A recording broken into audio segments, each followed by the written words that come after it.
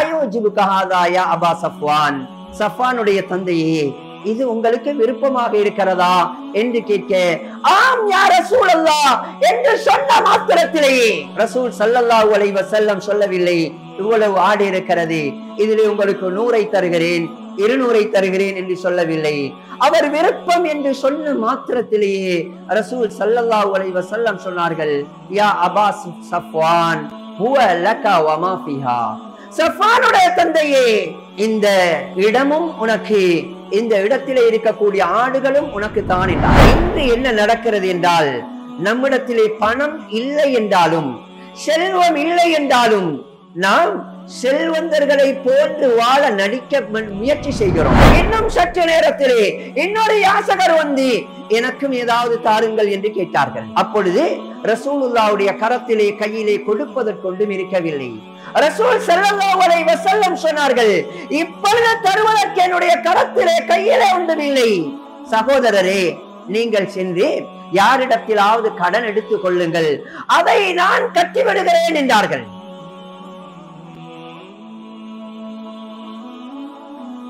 இன்னல் ஹம்தலில்லாஹ் வஸ்ஸலாத்து வஸ்ஸலாமு அலா அஷ்ரஃபி ருசுலில்லாஹ் முஹம்மது இப்னு அப்துல்லாஹ் வ அலா ஆலிஹி வ ஸஹ்பிஹி அஜ்மஈன். அம்மா பஅத், ஃபகத் क़ால அல்லாஹு தஆலா ஃபீ கலாமிஹில் கதீம், அஊது பில்லாஹி மினஷ் ஷைத்தானிர் ரஜீம், بسم الله الرحمن الرحيم.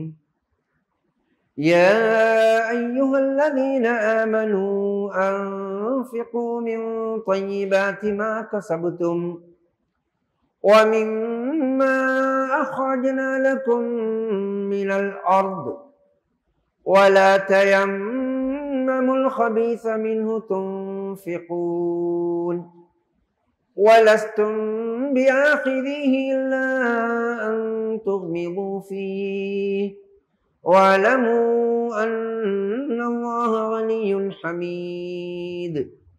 صدق الله العظيم. அளவற்ற அருளாளனும் நிகரற்ற அன்பாளனுமாகிய வல்லவன் அல்லாஹ்வின் திருநாமம் கூறி இதனை ஆரம்பம் செய்கிறேன். சர்வ புகழும் புகழ்ச்சியும் இவ்வையகத்தை உருவாக்கி வளமளித்து வரும் ஏக வல்லவன் அல்லாஹுக்கே உரித்தாக. அல்ஹம்துலில்லாஹ். அவன் தனித்தவன், இணை துணையற்றவன், வணக்கத்துக்குரியவன் அந்த அல்லாஹு தாலாவை தவிர வேறு யாரும் இல்லை என்றும், கருணை நபி ஸல்லல்லாஹு அலைஹி வஸல்லம் அவர்கள் அந்த அல்லாஹுடைய உண்மையுள்ள அடியாரும் நன்றியுள்ள திருத்துதருமாயிருக்கும் என்றும் உள்ளத்தினால் உறுதி பூண்டு நாவினால் சான்று பகர்கிறேன். அந்த கருணை நபி ஸல்லல்லாஹு அலைஹி வஸல்லம் அவர்கள் மீதும் அவர்களை பின்பற்றிய உத்தம சஹாபாக்கள், தாபிஊன்கள், தபஅத் தாபீன்கள், கியாமத்து நாள் வரை அந்த நல்லவர்களை பின்பற்றி நடக்கக்கூடியவர்கள் அனைவர் மீதும் வல்லவன் அல்லாஹ் காலமெல்லாம் ஸலவாத்தும் ஸலாமும் சொல்லி அருள்வானாக.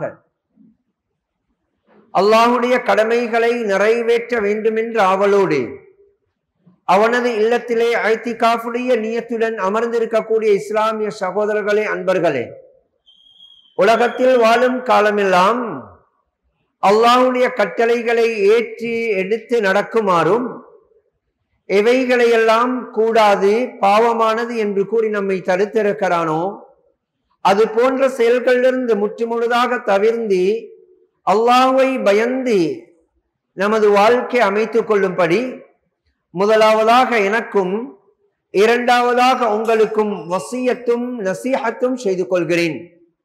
ஏனென்றால் மிக வேகமாக கழிந்து கொண்டிருக்கக்கூடிய இந்த உலக வாழ்க்கையிலும் நீண்ட கால மறுமை வாழ்க்கையிலும் மனிதன் வெற்றி பெற வேண்டும் என்றால் உலகத்தில் வாழும் காலமெல்லாம் அல்லாஹுடைய கட்டளைகளை ஏற்றி எடுத்து மதித்து வாழ்ந்தாலேயே முடியும். இதற்கு நேர் மாற்றமாக நாம் நினைத்திருக்கக்கூடிய விதத்தில் உலகத்திலே இருக்கக்கூடிய ஆட்சி அதிகாரங்கள், பட்ட படிப்புகள், செல்வச் செருக்குகள் எதுவும் பயங்கரங்களும் தண்டனைகளும் நிறைந்த கியாமத்துடைய நாளையில் எங்களுக்கு எந்த ஒரு பிரயோசனத்தையும் தேடி தராது என்ற உண்மையையும் இந்த இடத்திலே கூறிக்கொள்ள விரும்புகிறேன். அன்புக்குரிய இஸ்லாமிய சகோதரர்களே, நாம் வாழ்ந்து கொண்டிருக்கக்கூடிய இந்த உலக வாழ்க்கையில் அல்லாஹ் நமக்கு பலவிதமான நிலைமைகளை உலகத்திலே மாற்றி மாற்றி தந்து கொண்டே இருக்கிறான். எங்களுடைய நிலைமைகள் ஒரே விதமாக இருக்காமல் மேடு பள்ளங்கள் நிறைந்ததாக, லாபமும் நஷ்டமும் மாறி மாறி வரக்கூடியதாக, சந்தோஷமும் கவலையும் அடிக்கடி ஏற்படக்கூடியதாக உலகத்திலே நிலைமைகள் மாறி மாறி வருவதை நாம் பார்க்கிறோம். அவ்வாறு அல்லாஹ் ஏன் ஒரே நிலைமையாக மனிதர்களை வாழ வைக்காது பல நிலைமைகளும் வாழ வைக்கிறான், பல சந்தர்ப்பங்களையும் நமக்கு தருகிறான் என்றால், எல்லா நிலைமைகளிலும் நாம் எவ்வாறு நடந்து கொள்கிறோம், எல்லா நிலைமைகளிலும் நாம் அல்லாஹ்வுடைய சிந்தனையோடு வாழுகிறோமா என்பதை நம்மை பரீட்சித்து பார்ப்பதற்காக நமக்கு சோதனையாக அல்லாஹ் பல நிலைமைகளை உலக வாழ்க்கையிலே தந்து கொண்டே இருக்கிறான். அல்லாஹ் முழு உலக வாழ்க்கையையுமே மனிதர்களுக்கு சோதனைகள் நிறைந்ததாகவே ஆக்கி இருக்கிறான்.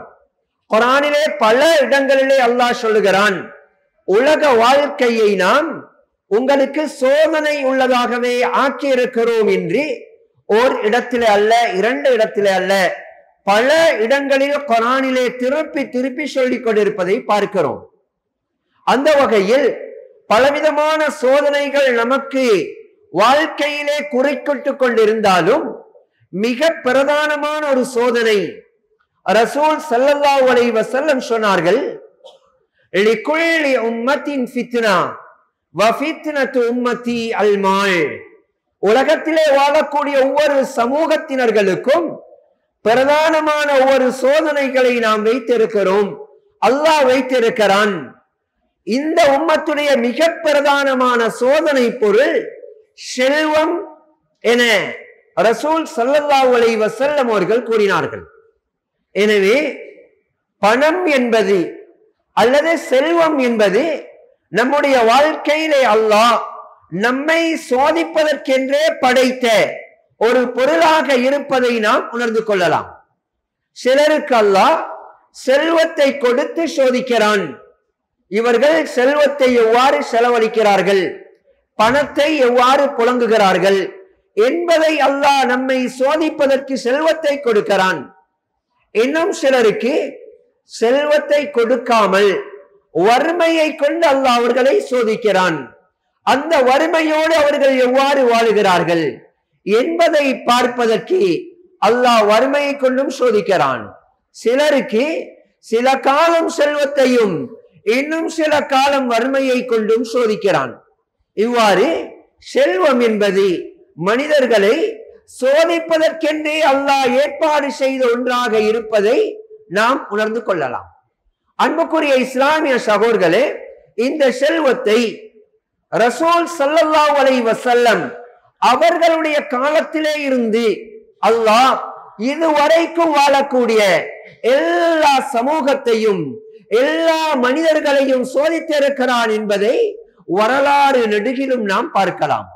இருந்தாலும் அந்த சோதனையின் பொழுது ஹஜ்ரத் ரசூல் ஸல்லல்லாஹு அலைஹி வஸல்லம் அவர்களும் அவர்களோடு சேர்ந்து வாழ்ந்த அவர்களுடைய உத்தம சஹாபாக்கள் தோழர்களும் இந்த செல்வத்துடைய சோதனையிலே வெற்றி பெற்றார்கள் என்ற வரலாறுகளை நாம் வரலாறு இஸ்லாமிய வரலாறு நெடுகிலும் பார்க்கிறோம். ஏனென்றால் ரசூல் ஸல்லல்லாஹு அலைஹி வஸல்லம் அவர்களும் அவர்களோடு வாழ்ந்த சஹாபாக்களும் செல்வத்தை அல்லாஹ் அவர்களுக்கு கொடுத்திருந்தாலும் இது நாம் சம்பாதித்த பணம், எங்களுடைய பணம், எங்களுடைய செல்வம், நாம் நினைத்த விதத்திலே செலவழிக்கலாம் என்ற ஒரு மமதையோடு என்ற ஒரு எண்ணத்தோடு அவர்கள் வாழவில்லை. மாற்றமாக செல்வம் கையிலே இருந்தாலும் பணம் அவர்களுடைய தேவைக்கு அதிகமாக கிடைத்தாலும் அவற்றை ஏழை எளியவர்களுக்கு கொடுத்து, இல்லாதவர்கள் தேவையுள்ளவர்களை தேர்ந்தெடுத்து அவர்களை தேடி எடுத்து அவர்களுக்கு கொடுத்து விட்டு தன்னுடைய வாழ்க்கையிலே எளிமையான வாழ்க்கை வாழ்ந்ததைத்தான் ஆரம்ப வரலாறுகளை நாம் பார்க்கிறோம். ஆனால் இன்று என்ன நடக்கிறது என்றால், நம்மிடத்திலே பணம் இல்லை என்றாலும், செல்வம் இல்லை என்றாலும், நாம் செல்வந்தர்களை போன்று வாழ நடிக்க முயற்சி செய்கிறோம். செல்வந்தர்களை போன்று வாழ வேண்டும் என எத்தனிக்கிறோம். எனவே இந்த செல்வத்துடைய விடயத்திலே நாம் அனைவரும் தோற்று போனவர்களாக, வாழ்க்கையிலே பிரச்சனைகள் கஷ்டங்களை எதிர்கொள்ளக்கூடியவர்களாக இருக்கிறோம். இதுதான் நம்முடைய மூதாதையர்கள், ஆரம்ப சஹாபாக்கள், ரசூல் ஸல்லல்லாஹு அலைஹி வஸல்லம் அவர்களுக்கும் அவர்களோடு சேர்ந்து வாழ்ந்த சஹாபாக்களுக்கும் எங்களுக்கும் உள்ள வித்தியாசமாக இருக்கிறது. அவர்கள் பணம் இருந்தும் எளிமையான வாழ்க்கை வாழ்ந்தார்கள். நாம் செல்வம் இல்லை என்றாலும், பணம் இல்லை என்றாலும் செல்வந்தர்களை போன்று வாழ எத்தனிக்கிறோம். இதனால் பிரச்சனைகளுக்கு மேல் பிரச்சனை, சோதனைகளுக்கு மேல் சோதனையை எதிர்கொள்ள வேண்டிய ஒரு துர்ப்பாக்கியமான நிலைமைக்கு தள்ளப்படுவதை நாம் பார்க்கிறோம். அன்புக்குரிய இஸ்லாமிய சகோதரர்களே, ரசூல் ஸல்லல்லாஹு அலைஹி வஸல்லம் நாம் நினைக்கிறோம் அவர்களுக்கு செல்வம் இல்லாததனால் அவர்கள் எளிய வாழ்க்கை வாழ்ந்தார்கள் என்று. ஆனால் குர்ஆனுடைய வெளிச்சத்திலே அல்லது ஹதீஸ்கள் மூலமாக நாம் அறியக்கூடியது, உலகத்திலே ரசூல் ஸல்லல்லாஹு அலைஹி வஸல்லம் அவர்களை போன்ற ஒரு செல்வந்தர்கள் உலகத்திலே யாருமே இருந்ததில்லை என்று சொல்லும் அளவுக்கு அல்லாஹ்வே குர்ஆனிலே சொல்லுகிறான், நாம் உங்களை பணக்காரனாக ஆக்கி வைத்தோம். அல்லாஹ் குர்ஆனிலே சொல்லும் பொழுது, அலம் யஜிதுக யதீமன் ஃபஆவா வவஜதக ضالًا فهدى ووجدك عائلا فأغنى. அல்லாஹ் சொல்லுகிறான், நபியே, உங்களை ஒரு யத்தீமாக நாம் பெற்றுக்கொண்டு உங்களுக்கு உறவிடம் அளிக்கவில்லையா? ووجدك ضالًا فهدى, நேர்வழி என்றால் என்ன என்று தெரியாமல் தத்தளித்துக் கொண்டிருந்த உங்களுக்கு நேரான வழி இதுதான் என்று நாம் காட்டவில்லையா? இன்னும் உலகத்திலே எளியவராக, எதுவுமே இல்லாத ஒரு எளியவராக உங்களை பெற்றுக்கொண்டு பணக்காரனாக நான் உங்களை ஆக்கவில்லையா என்று அல்லாஹ் குர்ஆனிலே கேட்கிறான். அன்புக்குரிய இஸ்லாமிய சகோதரர்களே, மக்காவுடைய வாழ்க்கையின் பொழுது ரசூல் ஸல்லல்லாஹு அலைஹி வஸல்லம் சற்று எளிமையான வாழ்க்கை வாழ்ந்தாலும் மதீனாவுக்கு சென்றதன் பின்னால் ஏராளமான செல்வத்தை அல்லாஹ் அவர்களுக்கு அள்ளி கொடுத்தான் என்று வரலாறிலே பார்க்கிறோம். எத்தனையோ நாட்டு தலைவர்கள் ரசூலுல்லாஹ்வுக்கு அடிக்கடி ஹதியாக்களை அனுப்பி கொண்டே இருப்பார்கள். கனிமத்துக்கள் மூலமாக ஏராளமான சொத்துக்களுக்கு சொந்தக்காரனாகினார்கள். சஹாபாக்கள் எவ்வளவோ பொருட்களை ரசூலுல்லாஹ்வுக்கு ஹதியாவாக கொடுத்தார்கள் என்ற வரலாறை பார்க்கிறோம். எந்த அளவுக்கு ரசூல் ஸல்லல்லாஹு அலைஹி வஸல்லம் உலகத்திலே பொறுப்போடு வாழ்ந்தார்கள் என்றால், புகாரியிலே வருகிறது, இன்று உலகத்திலே வாழக்கூடிய எவ்வளவு பெரிய செல்வந்தர்களும் செய்யாத வேலைகளை ரசூல் ஸல்லல்லாஹு அலைஹி வஸல்லம் அழகாக செய்து காட்டினார்கள் என்ற வரலாறுகளை நாம் பார்க்கிறோம். புகாரி ஷரீஃபிலே இமாம் புகாரி ரஹ்மத்துல்லாஹி அலைஹி ஒரு சம்பவத்தை எழுதும் பொழுது கூறுகிறார்கள், ரசூல் ஸல்லல்லாஹு அலைஹி வஸல்லம் அவர்களுக்கு ஒரே காலத்தில், ஏக காலத்தில் 9 மனைவிமார்கள் இருந்தார்கள். 9 மனைவிமார்களோடு வாழ்ந்தார்கள். ரசூல் ஸல்லல்லாஹு அலைஹி வஸல்லம் அந்த 9 மனைவிமார்களுக்கும் எந்த அளவுக்கு செல்வத்தை, செலவினங்களை கொடுத்தார்கள் என்றால், வரலாறிலே வருகிறது, 9 மனைவிமார்களுக்கும் வருட ஆரம்பத்திலேயே ஒரு வருடத்துடைய செலவை கொடுத்து விடுவார்கள். இந்த வருடத்துடைய உங்களுடைய செலவு இது என்று. அந்த அளவுக்கு உலகத்திலே எந்த செல்வந்தர்களும் எந்த பணக்காரனும் செய்யாத வேலையை ரசூலுல்லாஹ் ஒவ்வொரு மனைவிமார்களுக்கும், 9 மனைவிமார்களுக்கும் ஒரு வருடத்துடைய செலவினங்களை ஆரம்பத்திலேயே கொடுத்து விடுவார்கள். ஒவ்வொரு மனைவிமார்களுக்கும் தனித்தனிய வீடு எடுத்து வைத்தார்கள் என்பதை வரலாறிலே பார்க்கிறோம். அவ்வாறு வாழ்ந்தாலும் தன்னுடைய வாழ்க்கையிலே எந்த அளவுக்கு எளிமையான வாழ்க்கை, மற்றவர்கள் கேட்கும் பொழுது அள்ளி இறைப்பார்கள். ஹதீஸிலே வருகிறது, ஒரு முறை ரசூல் ஸல்லல்லாஹு அலைஹி வஸல்லம் அவர்களிடத்திலே ஒரு நபித்தோழர் வந்து, எனக்கு ஏதாவது தாருங்கள் என்றார்கள். அவர்களுக்கு ரசூல் ஸல்லல்லாஹு அலைஹி வஸல்லம் கொடுத்தார்கள். இன்னும் சற்று நேரத்திலே இன்னொரு நபி தோழர் வந்து எனக்கும் ஏதாவது தாருங்கள் என்றார்கள். அவர்களுக்கும் கொடுத்தார்கள். கேட்கும் அளவுக்கு கேட்பதை விட தாராளமாக கொடுத்த ரசூலுல்லாஹ் இன்னும் சற்று நேரத்திலே இன்னொரு யாசகர் வந்து எனக்கும் ஏதாவது தாருங்கள் என்று கேட்டார்கள். அப்பொழுது ரசூலுல்லாஹ்வுடைய கரத்திலே கையிலே கொடுப்பதற்கு ஒன்றும் இருக்கவில்லை. ரசூல் ஸல்லல்லாஹு அலைஹி வஸல்லம் சொன்னார்கள், இப்பொழுது தருவதற்கு என்னுடைய கரத்திலே கையிலே ஒன்றும் இல்லை. சகோதரரே, நீங்கள் சென்று யாரிடத்திலாவது கடன் எடுத்துக் கொள்ளுங்கள், அதை நான் கட்டிவிடுகிறேன் என்றார்கள். இதை பார்த்து கொண்டிருந்த உமர் ரலியல்லாஹு தஆலா அன்ஹு கேட்டார்கள், யா ரசூலல்லாஹ், சுயில்த ஃபஅதைத சும்ம சுயில்த ஃபஅதைத சும்ம சுயில்த ஃபவஅத்த. அல்லாஹ்வுடைய தூதரே, என்ன இது செய்கிறீர்கள்? ஒரு முறை கேட்டார்கள், கேட்டவர்களுக்கு கொடுத்தீர்கள். இன்னும் முறை கேட்டார்கள், அவர்களுக்கும் கொடுத்தீர்கள். மீண்டும் வந்து கேட்கிறார்கள். இல்லை என்றால் இல்லை என்று சொல்ல வேண்டியது தானே, எதற்காக வாக்குறுதி அளித்தீர்கள்? எடுத்துக் கொள்ளுங்கள், அதை நான் கட்டுகிறேன், ஏன் இவ்வளவு சிரமப்பட வேண்டும் என்று கேட்டார்கள். இதை கேட்ட உடனேயே அதுவரைக்கும் மலர்ந்திருந்த ரசூல் ஸல்லல்லாஹு அலைஹி வஸல்லம் அவர்களுடைய முகம் மாறிக்கொண்டு செல்ல ஆரம்பித்தது.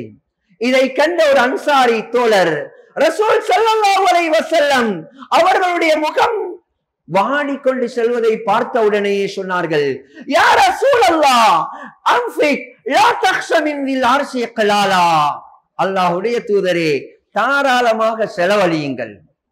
அர்ஷுடைய ரஹ்மான் உங்களுக்கு தரமாட்டான், தடுத்துக் கொள்வான் என்று கண்கட்டணம் செய்யாதீர்கள், பயப்படாதீர்கள், அள்ளி கொடுங்கள் யா ரசூலல்லாஹ் என்று சொன்ன பொழுது மாறிக்கொண்டு அல்லது வாடிக்கொண்டு சென்ற ரசூலுல்லாஹ்வுடைய முகம் மீண்டும் மலர ஆரம்பித்தது. சிரித்துக் கொண்டே புன்முறுவல் பூத்துக் கொண்டே சொன்னார்கள், வபிஹாதா உமிர்து, இவ்வாறு தான் எனக்கு ஏவப்பட்டிருக்கிறது. என்னோடு இருக்கக்கூடியவர்களும் இவ்வாறு தான் இருக்க வேண்டும். நான் கொடுக்காத நேரத்திலும் என்னை உற்சாகப்படுத்தக்கூடியவர்கள் தான் என்னை சூழ்ந்திருக்க வேண்டுமே தவிர கொடுப்பதையும் தடுக்கக்கூடியவர்கள் அல்ல. அது நல்ல பண்பல்ல என்று ரசூல் ஸல்லல்லாஹு அலைஹி வஸல்லம் கூறினார்கள். தாராளமாக மற்றவர்களுக்கு அள்ளி இறைத்தார்கள். ஆனால் அவர்களுடைய வாழ்க்கை எவ்வளவு எளிமையாக இருந்தது என்றால், அன்புக்குரிய இஸ்லாமிய சகோதரர்களே, ஹதீஸ்களிலே வருகிறது, பிலால் ரலியல்லாஹு தஆலா அன்ஹு சொல்கிறார்கள், நான் ஒரு மாதத்துடைய தலைப்புரையை பார்த்தேன், இன்னொரு மாதத்துடைய தலைப்புரையும் பார்த்தேன், இன்னொரு மாதத்துடைய தலைப்புரையும் பார்த்தேன். 2 மாதங்கள் முடிந்து விட்டன. ஆனால் ரசூலுல்லாஹ்வுடைய வீட்டிலே அடுப்பெரிந்ததை நான் பார்க்கவில்லை என்றார்கள். எவ்வாறு வாழ்ந்தார்கள், எவ்வாறு குடும்பம் நடத்தினார்கள் என்று கேட்ட பொழுது, இன்னமாஹுமா அஸ்வதான், அவர்கள் சாப்பிட்டதெல்லாம் அந்த பேரித்தம் பழமும் தண்ணீரும் தான் என்றார்கள். தன்னுடைய வாழ்க்கையில் எளிமையான வாழ்க்கை. ஆனால் யாராவது கேட்டால் அவர்களுக்கு இல்லை என்று சொல்லாது அள்ளி இறைக்கக்கூடிய பண்புள்ளவர்களாக ரசூல் ஸல்லல்லாஹு அலைஹி வஸல்லம் வாழ்ந்தார்கள். அவருடைய வீடுகளை பார்த்தால் புகாரியிலே வருகிறது, ஆயிஷா ரலியல்லாஹு தஆலா அன்ஹா சொல்லுகிறார்கள், ரசூலுல்லாஹ் நடுநிசியிலே எழுந்து தொழுவார்கள். நான் அவர்களுக்கு முன்னால் காலை நீட்டி உறங்கிக் கொண்டிருப்பேன். ரசூல் ஸல்லல்லாஹு அலைஹி வஸல்லம் சுஜூது செய்ய வந்தால் நான் காலை நீட்டி இருப்பேன். அவர்களுக்கு சுஜூது செய்ய இடம் போதாமல் இருக்கும். என்னுடைய காலை தள்ளிவிட்டு அந்த இடத்திலே சுஜூது செய்வார்கள். சுஜூது செய்த ரசூலுல்லாஹ் மீண்டும் உட்கார்ந்தால் நான் தூக்கத்தின் மேலிட்டால் காலை நீட்டி விடுவேன். 2வது முறை சுஜூது செய்ய ரசூலுல்லாஹ் என்னுடைய காலை தள்ளிவிட்டு சுஜூது செய்வார்கள் என்று ஆயிஷா ரலியல்லாஹு தஆலா அன்ஹா சொல்லுகிறார்கள். அன்புக்குரிய இஸ்லாமிய சகோதரர்களே, ரசூலுல்லாஹ்வுடைய வீட்டுடைய அளவு இவ்வளவு தான். ஒருத்தர் படுத்தால் இன்னொருத்தருக்கு தொழுவதற்கு இடம் இல்லை. உண்மையிலேயே இன்னொரு இடம் இருந்திருந்தால் அல்லாஹ்வுடைய நபி ரசூலுல்லாஹ்வுடைய தொழுகைக்கு இடைஞ்சலாக ஆயிஷா ரலியல்லாஹு தஆலா அந்த இடத்திலேயே தூங்கி இருக்க மாட்டார்கள். அந்த அளவுக்கு தன்னுடைய வாழ்க்கையிலே எளிமையான வாழ்க்கை. கொடுக்கும் பொழுது எந்த அளவுக்கு என்றால், சஃப்வான் இப்னு உமையா என்ற ஒரு மனிதர் ரசூலுல்லாஹ் இடத்திலே வந்து சொன்னார்கள், அல்லாஹ்வுடைய தூதரே, நான் உங்களோடு சில நாட்கள் இருக்க வேண்டும், சுமார் 4 மாத காலம் உங்களோடு இருக்க வேண்டும். இருந்து உங்களுடைய பண்புகளை நாம் பார்க்க வேண்டும். பார்த்துவிட்டு எனக்கு விருப்பமாக இருந்தால் உங்களுடைய மார்க்கத்தை நான் ஏற்றுக்கொள்கிறேன், இல்லை என்றால் நான் அதை ஏற்றுக்கொள்ள மாட்டேன், நான் உங்களோடு இருப்பதற்கு அவகாசம் தர முடியுமா என்று கேட்டார்கள். ரசூல் ஸல்லல்லாஹு அலைஹி வஸல்லம் சொன்னார்கள், சஃப்வான் 4 மாதம் என்ன, எவ்வளவு காலம் வேண்டுமாக இருந்தாலும் எங்களோடு இருக்கலாம் உங்களுக்கு என்றார்கள். சஃப்வான் இப்னு உமையா ரசூலுல்லாஹ்வோடு இருக்கிறார்கள். இவ்வாறு இருக்கக்கூடிய நிலையில் இஸ்லாமியர்களுக்கு ஒரு போர் அழைப்பு விடுக்கப்பட்டது. ரசூலுல்லாஹ் சஹாபாக்களை போரிலே கலந்து கொள்வதற்காக அழைப்பு விடுத்தார்கள். இப்பொழுது இதை பார்த்த சஃப்வான் இப்னு உமையா, முஹம்மதே நானும் உங்களோடு வரட்டுமா என்று கேட்க ரசூல் ஸல்லல்லாஹு அலைஹி வஸல்லம் சொன்னார்கள், தாராளமாக வரலாம், ஆனால் யுத்த களத்துக்கு வரக்கூடிய நீங்கள் எங்களோடு சேர்ந்து யுத்தம் செய்யக்கூடாது. ஏனென்றால் அந்நியர்களை கொண்டு உதவி பெற்றுக் கொள்வதை அல்லாஹ் எங்களுக்கு தடுத்திருக்கிறான், நீங்கள் எங்களோடு வாருங்கள், ஆனால் யுத்தம் செய்ய வேண்டாம் என்றார்கள். சஃப்வான் இப்னு உமையா ரசூலுல்லாஹ்வோடு யுத்த களத்துக்கு செல்கிறார். ஆனால் அதுவரையில் இஸ்லாத்தை ஏற்றுக்கொண்டிருக்கவில்லை. யுத்தம் நடைபெற்றது. அந்த யுத்தத்திலே இஸ்லாமியர்களுக்கு அல்லாஹ் பாரிய வெற்றியை கொடுத்தான், மிகப்பெரிய வெற்றி. அந்த யுத்தத்திற்கு வந்த எதிரிகள் அவர்களுடைய சொத்துக்களை எல்லாம் விட்டு விட்டு ஓடிவிட்டார்கள். அவர்களுடைய பொருட்கள் எல்லாம் இஸ்லாமியர்களுக்கு கனிமத்தாக கிடைத்தது. யுத்தம் முடிந்ததன் பின்னால் என்ன நடைபெற்றிருக்கிறது என்பதை பார்ப்பதற்காக ரசூலுல்லாஹ் யுத்த களத்திலே பார்த்து கொண்டு வருகிறார்கள். பின்னால் சஃப்வான் இப்னு உமையாவும் செல்கிறார். ஒரு இடத்திலே பார்த்தால் ஏராளமான ஆடுகள். வரலாறு சொல்லுகிறது, சுமார் 4000 ஆடுகள் ஒரு இடத்திலே எதிரிகள் விட்டு விட்டு சென்றிருக்கிறார்கள். இதை ரசூலுல்லாஹ் பார்க்கும் பொழுது பின்னால் இருந்த சஃப்வான் இப்னு உமையா கன்னத்திலே கையை வைத்து ஆச்சரியத்தோடு பார்க்கிறார். ஆஹா, இவ்வளவு பெரிய ஆடுகளுக்கு முஹம்மது சொந்தக்காரராகி விட்டாரே, அவருக்கு இவ்வளவு ஆடு கிடைத்து விட்டது என்று ஆச்சரியத்தோடு பார்க்கிறார். இவருடைய பார்வையை உணர்ந்து கொண்ட ரசூல் ஸல்லல்லாஹு அலைஹி வஸல்லம் கேட்டார்கள், அயோஜிபுக ஹாதா யா அபா சஃப்வான், சஃப்வானுடைய தந்தையே இது உங்களுக்கு விருப்பமாக இருக்கிறதா என்று கேட்க, ஆம் யா ரசூலல்லாஹ் என்று சொன்ன மாத்திரத்திலேயே ரசூல் ஸல்லல்லாஹு அலைஹி வஸல்லம் சொல்லவில்லை, இவ்வளவு ஆடு இருக்கிறது, இதிலே உங்களுக்கு 100 தருகிறேன், 200 தருகிறேன் என்று சொல்லவில்லை. அவர் விருப்பம் என்று சொன்ன மாத்திரத்திலேயே ரசூல் ஸல்லல்லாஹு அலைஹி வஸல்லம் சொன்னார்கள், யா அபா சஃப்வான் ஹுவ லக வ மா ஃபீஹா, சஃப்வானுடைய தந்தையே இந்த இடமும் உனக்கு, இந்த இடத்திலே இருக்கக்கூடிய ஆடுகளும் உனக்கு தான் என்றார்கள். அன்புக்குரிய இஸ்லாமிய சகோதரர்களே, ஆடுகளை மாத்திரம் ரசூலுல்லாஹ் கொடுக்கவில்லை, ஆட்டை கொடுத்தால் 4000 ஆடு, இதை வைத்துக் கொள்ள இடம் தேடுவாரே. இதனால் ஆட்டை கொடுக்க முன்னால் இடத்தை கொடுத்தார்கள். ஹுவ லக வ மா ஃபீஹா, சஃப்வான் இப்னு உமையாவே இந்த இடமும் உனக்கு, இடத்திலே இருக்கக்கூடிய ஆடுகளும் உனக்கு என்றார்கள். இதை எதிர்பாராமல் திடீரென கேட்ட சஃப்வான் இப்னு உமையாவுக்கு ஆச்சரியம் மேலிட்டது. உடனே சொல்லுகிறார், அஷ்ஹது அல்லா இலாஹ இல்லல்லாஹ் வ அன்னக ரசூலுல்லாஹ், வணக்கத்துக்குரியவன் அல்லாஹ்வை தவிர வேறு யாரும் இல்லை, நீங்கள் உண்மையிலேயே அல்லாஹ்வுடைய தூதர் தான், அல்லாஹ்வுடைய தூதர் ஒருவருக்கு அல்லாமல் இது போன்ற மனசு யாருக்கும் வராது என்றார்கள். அன்புக்குரிய இஸ்லாமிய சகோதரர்களே, அவர் இஸ்லாத்தை ஏற்றுக்கொண்டது மட்டுமல்ல, உடனே தன்னுடைய சமூகத்திலே போய் சொல்லுகிறார், கஞ்சத்தனத்தையே பயப்படாத மிகப்பெரிய ஒரு கொடை வெள்ளத்திலிருந்து வந்திருக்கிறேன், நீங்களும் இஸ்லாத்தை ஏற்றுக்கொண்டால் உங்களுக்கும் தாராளமான வாழ்க்கை உண்டாகும் என்று அவரே அவருடைய சமூகத்தை இஸ்லாத்தின் பக்கம் அழைத்தார் என்று வரலாறு சொல்லுகிறது. அன்புக்குரிய இஸ்லாமிய சகோதரர்களே, ரசூலுல்லாஹ் தன்னுடைய பிரச்சாரத்தினால் அல்ல, தன்னுடைய பண்புகளால் அல்ல, தன்னுடைய கொடையினாலேயே மற்றவர்களை இஸ்லாத்துக்குள்ளே ஈர்த்தார்கள் என்ற வரலாறை நாம் படிக்கிறோம். இதுதான் இஸ்லாமிய கொடை. மற்றவர்களுக்கு அள்ளி இறைத்தார்கள். தன்னுடைய வாழ்க்கையிலே எளிமையான வாழ்க்கை வாழ்ந்தார்கள். எல்லா சஹாபாக்களுடைய வாழ்க்கையும் இவ்வாறு தான். ஒரு முறை சில நபி தோழர்கள் அன்சாரிகள் ரசூலுல்லாஹ்விடத்திலே வந்து சொன்னார்கள், யா ரசூலல்லாஹ், மதீனாவிலே கடுமையான வறட்சியாக இருக்கிறது, குடிப்பதற்கு நேரம் கிடைக்கவில்லை, ஒரே ஒரு கிணறு இருக்கிறது, அதிலே குடிப்பதற்கு தண்ணீர் எடுக்க சென்றால் அந்த கிணற்றுடைய சொந்தக்காரர் ஒரு தோல் பையிலே தண்ணீர் தருவதற்கு ஒரு கீராத்து தானியம் கேட்கிறார், இந்த தண்ணியாவது எங்களுக்கு இனாமாக இலவசமாக கிடைக்க ஏற்பாடு செய்வீர்களா என்றார்கள்.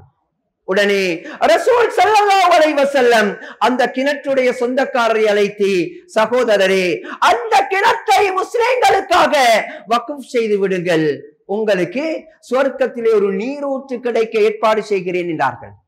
ஆனால் அந்த நபித்தோழரோ சொல்லுகிறார், யா ரசூலல்லாஹ், எனக்கு வருமானத்துக்கு இந்த கிணற்றை தவிர வேறு வழி கிடையாது, இதை தந்துவிட்டால் என்னுடைய மனைவி மக்கள் பசியிலே ஆகிவிடுவார்கள், எனவே அதை தருவதற்கு விருப்பம் இல்லை என்றார்கள். இதை ஏற்றுக்கொண்ட ரசூல் ஸல்லல்லாஹு அலைஹி வஸல்லம் சஹாபாக்களை அழைத்து சொன்னார்கள், மை யஸ்தரி பிர ரூமா ஃபலஹு ஐனும் ஃபில் ஜன்னah, யாராவது இந்த ரூமா என்ற கிணற்றை வாங்கி முஸ்லிம்களுக்காக வக்ஃப் செய்தால் அவர்களுக்கு சொர்க்க லோகத்தில் ஒரு நீரூற்று கிடைக்க நான் துஆ கேட்பேன் என்றார்கள். அதை கேட்ட அந்த சபையில் இருந்த உஸ்மான் ரலியல்லாஹு தஆலா எழுந்து சென்றார்கள். எழுந்து சென்று அந்த கிணற்றுடைய சொந்தக்காரரோடு பேசினார்கள். அந்த கிணற்றை தாருங்கள், சொல்லி தருகிறேன், பணம் தருகிறேன் என்றார்கள். ஆனால் அந்த மனிதரோ சொல்லுகிறார், அல்லாஹ்வுடைய தூதர் ரசூலுல்லாஹ் கேட்டே நான் கொடுக்கவில்லை, நீங்கள் கேட்டால் நான் எவ்வாறு தருவது, தர முடியாது என்றார்கள். ஆனாலும் உஸ்மான் ரலியல்லாஹு தஆலா அவரை விடவில்லை. நீங்கள் அதை தந்து தானாக வேண்டும், நீங்கள் எவ்வளவு கேட்டாலும் அதை நான் தருகிறேன், அதை தரவே வேண்டும் என்று விடாப்பிடியாக பிடித்தார். இதை உணர்ந்த அந்த கிணற்றுடைய சொந்தக்காரர் சொன்னார், 35,000 திர்ஹம் தந்தால் இந்த கிணத்தை தருவேன் என்று. எந்த ஒரு மாற்று கருத்தும் இல்லாமல் உஸ்மான் ரலியல்லாஹு தஆலா ரசூலுல்லாஹ்விடத்திலே வந்து சொல்லவில்லை, யா ரசூலல்லாஹ், கிணற்றுக்கு விலை பேசிவிட்டேன், 35,000 சொல்லுகிறார், நானும் ஒரு பங்கு போடுகிறேன், இவர்களிடத்திலும் நீங்கள் கேளுங்கள் என்று சொல்லவில்லை. மாற்றமாக 35,000 திர்ஹத்தையும் சொந்த பணத்தினால் கொடுத்து கிணற்றை வாங்கினார்கள். வாங்கி ரசூலுல்லாஹ்விடத்திலே வந்து சொன்னார்கள், யா ரசூலல்லாஹ், வேறு ரூமா என்ற கிணத்தை வாங்கிவிட்டேன், முஸ்லிம்களுக்காக நான் வக்ஃப் செய்கிறேன், சொர்க்க லோகத்திலே நீரூற்று கிடைக்க ஏற்பாடு துஆ கேளுங்கள் என்றார்கள். அன்புக்குரிய இஸ்லாமிய சகோதரர்களே, என்ன சொல்ல வருகிறோம் என்றால், கேட்டதற்கெல்லாம் அள்ளி இழைத்தார்கள். இதே உஸ்மான் ரலியல்லாஹு தஆலா பின்னால் நாட்டுடைய ஜனாதிபதியாக அமீருல் முஃமினீனாக இருக்கிறார்கள். ஒரு முறை பைத்துல் மாலுக்கு சொந்தக்காரரை அழைத்து, பொறுப்பாக இருந்தவரை அழைத்து, சகோதரரே, யார் யாரெல்லாம் வீடு வாசல் இல்லாமல் பள்ளியிலே உறங்கிக் கொண்டிருக்கிறார்களோ அவர்களுடைய பெயர் பட்டியலை தயாரித்திடுங்கள் என்று உஸ்மான் ரலியல்லாஹு தஆலா கூறினார்கள்.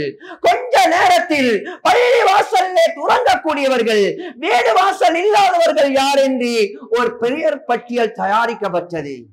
ஆச்சரியம் என்னவென்றால், அன்புக்குரிய இஸ்லாமிய சகோதரர்களே, 40க்கும் அதிகமான பெயர்களை கொண்ட ஒரு நீண்ட பட்டியல். அந்த பட்டியலிலே முதலாவது இடம் பிடித்திருந்தது நாட்டுடைய ஜனாதிபதி உஸ்மான் ரலியல்லாஹு தஆலா அவர்களும் வீட்டிலே இடமில்லாமல் பள்ளியிலே உறங்கக்கூடியவர் என்ற பெயர், அவருடைய பெயர் தான் முதலாவது இருந்தது. மற்றவர்களுக்கு அள்ளி இறைத்தார்கள், அள்ளி கொடுத்தார்கள். ஆனால் தன்னுடைய வாழ்க்கையிலே எளிமையான வாழ்க்கை வாழ்ந்தார்கள். இது போன்று 1, 2 அல்ல, ஏராளமான சஹாபாக்களுடைய வாழ்க்கை வரலாறுகளை சொல்லலாம். அவர்கள் இதனால் தான் வாழ்க்கையிலே அல்லாஹ்வுடைய பொருத்தத்தோடு வாழ்ந்தார்கள். இன்று நாம் என்ன செய்கிறோம் என்றால், நம்மிடத்திலே பணம் இல்லை என்றாலும் மற்றவர்களை போன்று பணக்காரரை போன்று வாழ எத்தனிக்கிறோம். எங்களுக்கு ஒரு சைக்கிள் தான் வாங்க முடியுமாக இருந்தால் அதோடு போதுமாக்கிக் கொள்ளவில்லை, காரை பற்றி யோசிக்கிறோம். சாதாரணமான கார் வாங்க முடியுமாக இருந்தால் அதை விட பெருமதியான கார் வாங்குவதற்கு என்ன வழி செய்யலாம்? கோழிக்குத்தான் ஒரு வீட்டில் இருக்க முடியுமாக இருந்தால் ஆடம்பரமான வீடுகளை தேடி செல்கிறோம். இதனால் கடனுக்கு மேல் கடன், பலருக்கும் கடன், வங்கிகளிலும் கடன். எத்தனை வங்கிகள் இருக்கின்றதோ எல்லா வங்கிகளிலும் போய் கடன் எடுத்து இருக்கிறோம். சொந்தமாக ஒரு வீடு இல்லை, நிம்மதியான வாழ்க்கை இல்லை. அன்புக்குரிய இஸ்லாமிய சகோதரர்களே, ஆடம்பரமான வாழ்க்கை. திருமணம் எடுக்க சென்றால் இல்லை என்றாலும் என்ன செய்ய, மற்றவர்களை போன்று நாமும் செய்ய வேண்டுமே. திருமணம் செய்தாலும் கடன், வீடு வாசல் கட்டினாலும் கடன், வாகனம் வாங்கினாலும் கடனிலே வாகனம். அன்புக்குரிய இஸ்லாமிய சகோதரர்களே, எந்த அளவுக்கு என்றால் எல்லா இடத்திலும் கடன் வாங்கிவிட்டோம். தெரிந்தவர்களிடத்திலும் எடுத்தோம், நண்பர்களிடத்திலும் எடுத்தோம், அயலவர்களிடத்திலும் கடன் எடுத்தோம். கடைசியாக மற்றவர்களிடத்திலே சொல்லுகிறோம், பணம் இருந்தால் தாருங்கள், தொழில் செய்து லாபம் தருகிறோம் என்று. அதையும் எடுத்து தொழில் செய்யவில்லை, அதிலும் தன்னிடத்திலே பணம் கிடைத்து விட்டால் மற்றவர்களுடைய பணத்தை எடுத்து ஆடம்பரமான வாழ்க்கை. சற்று காலத்திலே அவர் தலைமறைவாகி விடுகிறார். அவரை தொடர்பு கொள்ள பார்த்தால் அவர்களுடைய தொலைபேசியும் நிறுத்தி வைக்கப்பட்டிருக்கிறது. ஆளையே தேட முடியாது. தேடினாலும் என்ன செய்ய, இப்பொழுது இல்லை, மௌத்துக்கு முன்னால் நாமும் தருவோம் என்று அவர்களோடு பேசுகிறோமே தவிர பயத்தை கொண்டு தக்வாவோடு வாழவில்லை. மரணித்து ஜனாசாவை கொண்டு வந்து வைத்தாலும் சொல்லுகிறார்கள், இவர் மக்களோடு கொடுக்கல் வாங்கல் செய்து கொண்டிருந்தார், யாருக்காவது கொடுக்க வேண்டி இருந்தால் முடிந்தால் அவருக்கு ஹலால் சொல்லுங்கள், இல்லை என்றால் அவருடைய குடும்பத்தோடு பேசிக் கொள்ளுங்கள் என்று சொல்லுகிறார்கள். அன்புக்குரிய இஸ்லாமிய சகோதரர்களே, அவருக்கே வாழ முடியாமல் முழுமையான கடனோடு சென்றிருக்கிறார். மனைவி மக்களையும் கடனிலே அந்தரத்திலே போட்டுவிட்டு செல்லுகிறார். யாரு கடன் எடுக்கிறார்களோ அவர்கள் மனைவியோடு பிள்ளைகளோடு இறக்கப்பட்டவர்கள் அல்ல. அவர் உலகத்திலே இருந்து பிரிந்து சென்றால் யாருக்கும் பாரம் இல்லாமல் நிம்மதியாக செல்ல வேண்டும். ஏனென்றால் கடன் என்பது அல்லாஹ் மன்னிக்காத ஒரு பாவம் என்பதை ரசூலுல்லாஹ் உணர்த்தினார்கள். அன்புக்குரிய இஸ்லாமிய சகோதரர்களே, எந்த அளவுக்கு என்றால் புகாரியிலே வருகிறது, ரசூல் ஸல்லல்லாஹு அலைஹி வஸல்லம் அவர்களுடைய காலத்திலே கூட யாராவது மரணித்தால் ஜனாசாக்களை அடக்குவதற்கு தயாராக்கி கொண்டு வந்து பள்ளியிலே வைத்துவிட்டு ரசூலுல்லாஹ்வுக்கு செய்தி அனுப்புவார்கள், ஜனாசா ஒன்று கொண்டு வந்து வைக்கப்பட்டிருக்கிறது, தொழுவிக்க வாருங்கள் என்று. வந்த ரசூலுல்லாஹ் கேட்பார்கள், இவர் யாருக்காவது கடன் கொடுக்க இருக்கிறாரா? ஆம் என்றால் ரசூலுல்லாஹ் மீண்டும் கேட்பார்கள், இவர் ஏதாவது சொத்துக்களை வைத்து விட்டு சென்றிருக்கிறாரா அந்த கடனை நிறைவேற்றுவதற்கு? ஆம் என்றால் ரசூலுல்லாஹி ஸல்லல்லாஹு அலைஹி வஸல்லம் அவருடைய தொழுகையை நிறைவேற்றுவார்கள். ஒரு சந்தர்ப்பத்தில் இவ்வாறு ரசூல் ஸல்லல்லாஹு அலைஹி வஸல்லம் அவர்களுக்கு முன்னால் ஒரு ஜனாசா கொண்டு வந்து வைக்கப்பட்டது. ரசூலுல்லாஹ் கேட்டார்கள், இவர் கடன் பட்டிருக்கிறாரா? ஆம், கடன் பட்டிருக்கிறார். இவர் சொத்துக்களை வைத்திருக்கிறாரா? வைத்துவிட்டு செல்லவில்லை என்ற பொழுது ரசூலுல்லாஹ் சொன்னார்கள், சல்லு அலா அஹீக்கும், உங்களுடைய சகோதரருக்கு நீங்களே தொழுவித்துக் கொள்ளுங்கள், எனக்கு தொழுவிக்க முடியாது என்றார்கள். இரக்கமுள்ள ரசூலுல்லாஹ் ஜனாசாவுல கூட தொழ முடியாது என்று மறுத்தார்கள் என்றால் அந்த அளவுக்கு அது பாரதூரமான குற்றம் என்பதை நமக்கு உணர்த்தி இருக்கிறார்கள். அந்த சபையில இருந்த அபூ கத்தாதா ரலியல்லாஹு தஆலா சொன்னார்கள், யா ரசூலல்லாஹ், அவர் 3 திர்ஹம் தான் கொடுக்க வேண்டி இருக்கிறது, அதை நான் பொறுப்பெடுக்கிறேன் என்று சொன்ன பொழுது ரசூலுல்லாஹ் வந்து தொழுவித்தார்கள். அன்புக்குரிய இஸ்லாமிய சகோதரர்களே, நாமும் எத்தனை ரூபாய்களை கடன் எடுத்து விட்டு செல்கிறோம் என்றால் யாருக்கும் பொறுப்பெடுக்க முடியாது. 100, 200 அல்ல, 1000, 2000 அல்ல, லட்சக்கணக்கிலே கடன் எடுத்து விட்டு யாருக்கும் தெரியாமல் கடனாளியாக மூத்தாகி விடுகிறோம். இந்த கடனுக்கு யாரு பொறுப்பு? அல்லாஹ். அந்த கடனால் தந்தவர்கள் மன்னிக்காத வரையிலே அல்லாஹ் மன்னிக்க மாட்டான். உலகத்திலும் நிம்மதி இல்லாத வாழ்க்கை. ரசூலுல்லாஹ் சொன்னார்கள், கடன் என்பது பகல் காலங்களிலே கேவலத்தையும் இரவு காலங்களிலே கவலையையும் உண்டாக்கக்கூடியது தான். பகலிலே கேவலத்துக்கு மேல கேவலம். எத்தனை பேர் பேச முயற்சி செய்தாலும் யாருக்கும் முகம் கொடுக்க முடியாமல் ஒளிந்து வாழுகிறோம். இரவெல்லாம் நிம்மதியற்று தூக்கமற்றவர்களாக நிம்மதியை தொலைத்து வாழ வேண்டிய ஒரு துர்ப்பாக்கிய நிலைமைக்கு தள்ளப்படுகிறோம். எனவே இவைகள் எல்லாம் நாம் ஆடம்பரமாக வாழ்வதனால் வருமானத்துக்கு ஏற்ற செலவோடு அல்லாஹ்வுக்கு பொருத்தமான வாழ்க்கை, தக்வாவுடைய வாழ்க்கையோடு வாழ்வதற்கு வல்லவன் அல்லாஹ் நம் அனைவருக்கும் தௌஃபீக் செய்தருவானாக. யா அல்லாஹ், நாம் செய்த எல்லா பாவங்களை மன்னித்தருவாயாக. எங்களை பெற்றெடுத்த பெற்றோர்கள், தாய் தந்தையர்கள், உற்றார் உறவினர்களுடைய பாவங்களை மன்னித்தருவாயாக. யா அல்லாஹ், எங்களுடைய மனைவி மக்களுடைய பாவங்களை மன்னித்தருவாயாக. உலகத்திலே வாழும் காலமெல்லாம் உன்னுடைய கட்டளைகளை எடுத்து நடக்கக்கூடியவர்களாக நம் அனைவரையும் ஆக்கி அருள்வாயாக. நல்ல அஹ்லாக்குகளையும் பண்புகளையும் தந்தருள்வாயாக. வீண் வழக்கு வம்புகளிலிருந்து நம்மை பாதுகாப்பாயாக. யா அல்லாஹ், தலை தூக்க முடியாத கடன் தொல்லைகளிலிருந்து நம் அனைவரையும் பாதுகாப்பாயாக.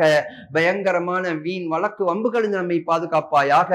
கலிமாவோடு வாழ்ந்து லா இலாஹ இல்லல்லாஹ் என்ற கலிமாவோடு மரணிப்பதற்கு யா அல்லாஹ் நம் அனைவருக்கும் தௌஃபீக் செய்தருள்வாயாக. உலக வாழ்க்கையை விட மன்னரை வாழ்க்கை ஒளிமயமானதாக வெற்றிகரமானதாக நம் அனைவருக்கும் ஆக்கி தந்தருள்வாயாக. வாஹிரு தஅவானா அல்ஹம்துலில்லாஹி ரப்பில் ஆலமீன்.